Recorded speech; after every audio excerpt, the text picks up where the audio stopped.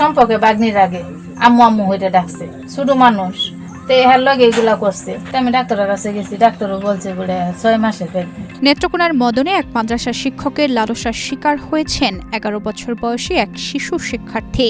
ওই ঘটনায় 7 মাসের অন্তঃসত্ত্বা হয়ে পড়ায় মামলা দায়ের করেছেন ভুক্তভোগী পরিবার। এই ঘটনায় সামাজিক যোগাযোগ মাধ্যম সহ দেশজুড়ে তীব্র প্রতিক্রিয়া সৃষ্টি হয়েছে। নেক্কারজনক এই ঘটনার দায়ে অভিযুক্ত শিক্ষককে দ্রুত গ্রেফতার ও দৃষ্টান্তমূলক শাস্তির দাবি জানিয়েছেন সচেতন মহল।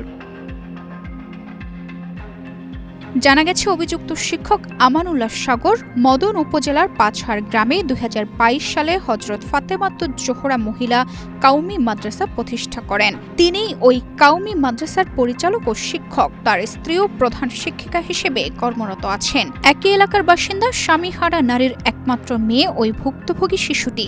জীবিকার তাগিদে শিশুটির মা সিলেটে গৃহ পরিচালিকার কাজ করেন। ভুক্তভোগী শিশুটি তার নানির কাছ থেকে ওই মাদ্রাসায় লেখাপড়া করত। পদ্মা সেতু, মেট্রো রেল এবং এলিভেটেড এক্সপ্রেসওয়ে নির্মাণের গর্বিত অংশীদার বসুন্ধরা সিমেন্ট।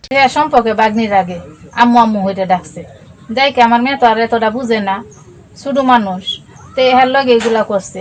তো করার পরে আমি মনে হয় অনেকদিন পর আমি বাড়িতে আইছি, আইসা তার কাছে একদিন শুয়েছি। শুয়ার পরে মনে করেন হাত পড়ছে হের পেটের উপরে, আমার বোঝা গেছে হের পেটটা একটু বড় বড়।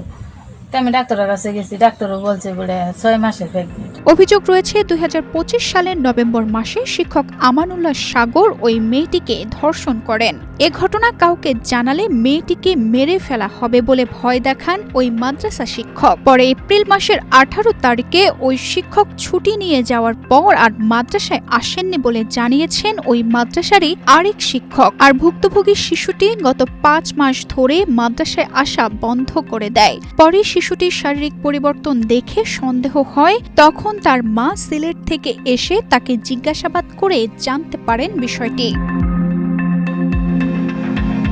পরে গাইনি বিশেষজ্ঞের কাছে গেলে পরীক্ষা নিরীক্ষা করে তিনি জানান বাচ্চার বয়স প্রায় 27 সপ্তাহের বেশি।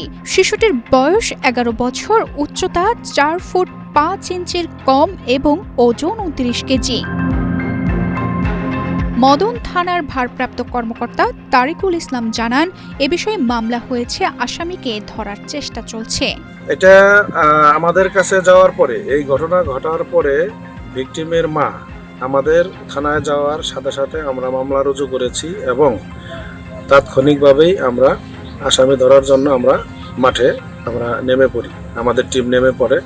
আমরা আসামিকে এখনো ধরতে পারি নাই। আর মামলা রুজু করতে আমাদের কোনো ডিলে হয় নাই।